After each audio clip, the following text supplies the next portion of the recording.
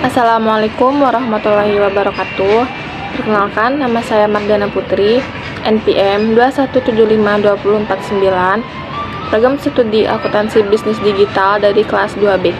Di sini saya ingin mempresentasikan tentang hukum Islam. Yang pertama adalah pengertian tentang hukum Islam.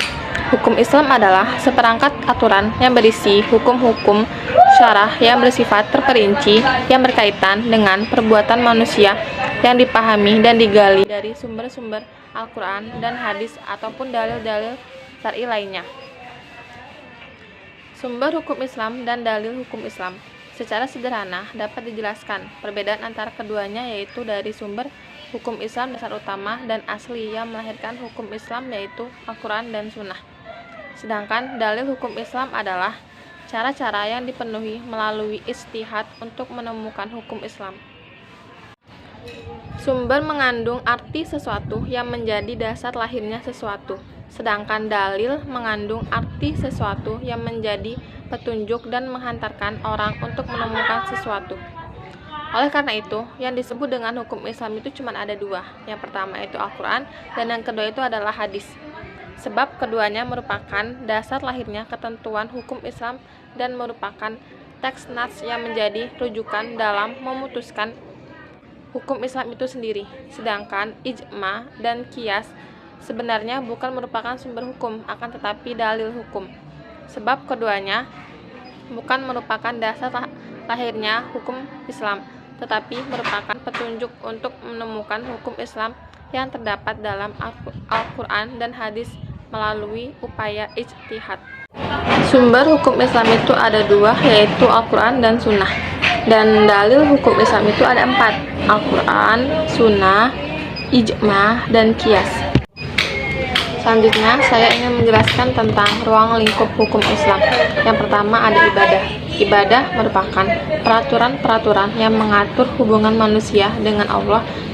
Contohnya itu seperti mengerjakan sholat, membayar zakat, puasa, menunaikan haji bila mampu. Yang kedua ada muamalah. Muamalah itu peraturan yang mengatur hubungan seseorang dengan orang lainnya dalam hal tukar menukar harta, seperti minjam-meminjam dan sewa-menyewa. Yang ketiga ada jinayah. Jinayah itu merupakan peraturan yang mencakup pidana, seperti contohnya itu pembunuhan, zina, mabuk, dan murtad. Yang keempat ada siyasah. Siyasah merupakan peraturan yang menyangkut masalah-masalah kemasyarakatan, misalnya tentang kepemimpinan, persaudaraan, dan tanggung jawab.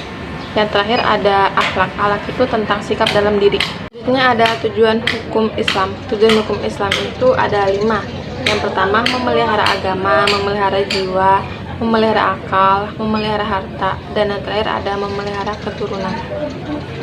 Ada juga tentang fungsi hukum Islam itu ada 4. Yang pertama fungsi ibadah. Fungsi utama hukum Islam adalah beribadah kepada Allah Subhanahu wa Ta'ala. Barang siapa yang patuh dengan hukum Islam, maka kepatuhannya bernilai ibadah. Yang kedua, fungsi antar ma'ruf nahi munkar. Fungsi ini dapat dilihat dari proses pengharaman riba dan khamat yang dilakukan secara bertahap. Yang ketiga, ada fungsi zawair.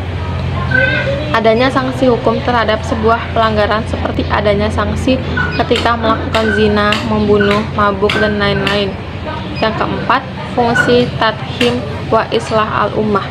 Fungsi hukum Islam sebagai sarana untuk mengatur sebaik mungkin dan memperlancar interaksi sosial sebagai wujud masyarakat yang harmonis, aman, dan sejahtera.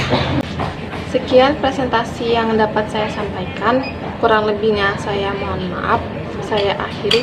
Wassalamualaikum warahmatullahi wabarakatuh.